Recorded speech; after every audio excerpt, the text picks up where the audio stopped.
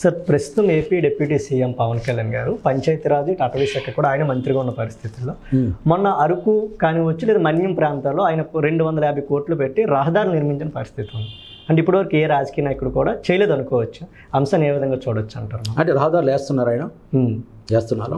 మొత్తం చాలా ప్రాంతాలు అంటే కనీసం నడిచి వెళ్ళలేని ప్రాంతాల్లో కూడా ఆయన ఈరోజు చాలా ప్రాంతాల్లో రహదారులు వేశారు. సుమారు ఒక 100 నుంచి 200 గిరిజన తండాలు కూడా కనెక్టివిటీ ఏర్పాటు చేశారు. అది చాలా మంచి ఆలోచన. యాక్చువల్గా పవన్ కళ్యాణ్ గారికి మంచి హృదయం ఉంది. ఎందుకంటే ఆయన ప్రజారాజ్యం టైంలో మేము ఇంటర్వ్యూ చేసాము. ఓకే, యువరాజ్యం ఏదో దానికి హెడ్గా ఉండేవారు. ఆయన దాదాపు 2 గంటలు అప్పుడు ఒక ప్రింట్ మీడియా కోసం నేను తీసుకున్నప్పుడు ఇంటర్వ్యూ ఇచ్చారు. చాలా మంచి మనసు అయింది, చాలా ఆవేశం ఎక్కువ. దాదాపు ఆయన సమాజంలో సమస్యలు అన్నిటి మీద స్పందించారు. మంచి హృదయం. సరే, ఇప్పుడు అదృష్టం కూడా ఆయన ప్రత్యక్ష రాజకీయాలకు వచ్చారు, ఒక మంచి పొజిషన్ ఉన్నారు. తప్పకుండా వాళ్ళు చేయాలని ఆశిద్దాం. మనం చేస్తే మంచిదే కదా. నేను కూడా కొన్ని వార్తలు చూసాను ఆయన ట్రైబల్ ఏరియాలో తిరగటం. కానీ చాలా సమస్యలు ఉన్నాయి. ఇప్పుడు నా దగ్గర ఇంకా ఇప్పుడు రేపు కూడా మేము సీతంపేట వెళ్తున్నాం. సీతంపేటలో కొన్ని సమస్యలు ఉన్నాయి. పిల్లల సమస్యలు కానీ, మహిళలకు సమస్యలు కానీ, ఇట్లా టాయిలెట్ లేకపోవటం కానీ, సరైన రహదారులు లేని ఏరియాలు ఉన్నాయి. అవి కూడా మేము చూపిస్తాం. తాగునీరు లేని సమస్యలు ఉన్నాయి. అరకులో తాగునీరు లేక మహిళలు చాలా బాధలు పడుతున్నారు.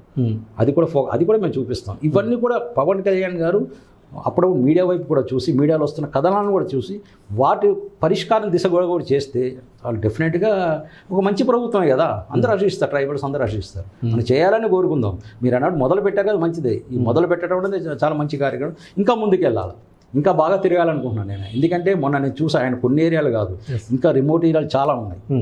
Is a young. ఇప్పుడు ఉన్న ప్రభుత్వంలో యంగ్ హీరో ఆయనే.